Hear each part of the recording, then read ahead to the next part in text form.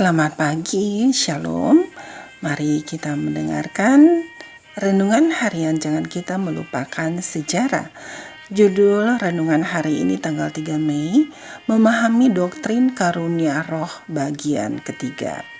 Di dalam kitab Efesus 4 ayat 11 sampai 13 berbunyi demikian, dan ialah yang memberikan baik rasul-rasul maupun nabi-nabi, baik pemberita-pemberita Injil maupun gembala-gembala dan pengajar-pengajar, untuk memperlengkapi orang-orang kudus bagi pekerjaan pelayanan, bagi pembangunan tubuh Kristus, sampai kita semua telah mencapai kesatuan iman dan pengetahuan yang benar tentang Anak Allah, kedewasaan penuh dan tingkat pertumbuhan yang sesuai dengan kepenuhan Kristus.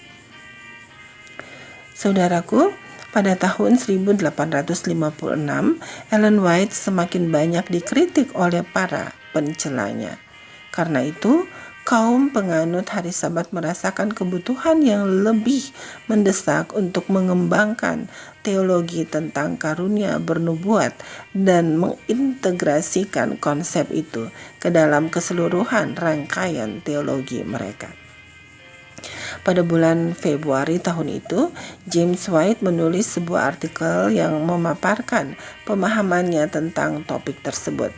Pertama-tama, ia memberikan beberapa ayat yang menunjukkan bahwa karunia-karunia roh termasuk bernubuat akan tetap ada di dalam gereja sampai kedatangan Kristus yang kedua.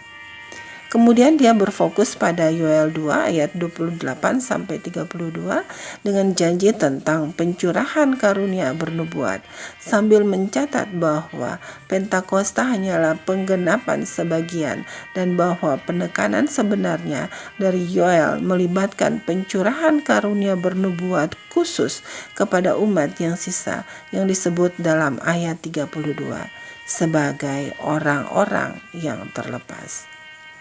James White selanjutnya menyamakan umat yang sisa atau orang-orang yang terlepas dalam Yoel 2 ayat 32 dengan umat yang sisa, keturunan yang lain dalam Wahyu 12 ayat 17 yang menurut hukum-hukum Allah dan memiliki kesaksian Yesus. Dan apakah kesaksian Yesus Kristus itu? Tanya White. Kita akan melihat apa kata malaikat yang berbicara kepada Yohanes itu untuk menjawab pertanyaan ini. Dia berkata, kesaksian Yesus adalah roh nubuat. Wahyu 19 ayat 10. Sebagai kesimpulan, White menyiratkan bahwa tanda khusus dari gereja Tuhan di akhir zaman adalah kebangkitan karunia bernubuat, yaitu karunia yang dia yakini dimiliki oleh istrinya.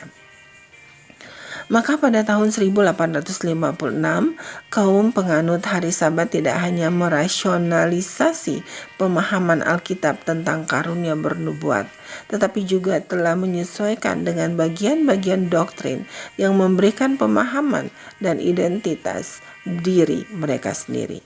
Itulah sebabnya pada pertengahan tahun 1850-an, doktrin karunia roh yang merupakan salah satu ajaran Alkitab bersama dengan Sabat atau bait suci, kedatangan Kristus yang kedua, dan keadaan orang mati, mulai menjadi pembeda bagi mereka sebagai satu badan gereja yang unik dalam dunia keagamaan.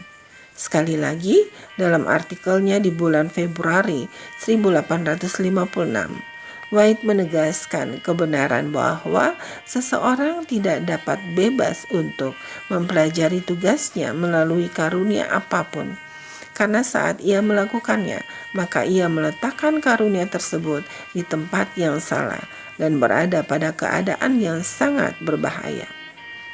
Terima kasih Tuhan atas pengertian yang jelas dari para pelopor Advent tentang kedudukan Alkitab dan karunia bernubuat. Tolong saya untuk dapat memahaminya dengan cara yang sama. Saudaraku, demikianlah renungan hari ini. Kiranya Roh Kudus menuntun kita untuk menerangkan apa yang baru saja kita dengar. Tuhan Yesus memberkati. Amin.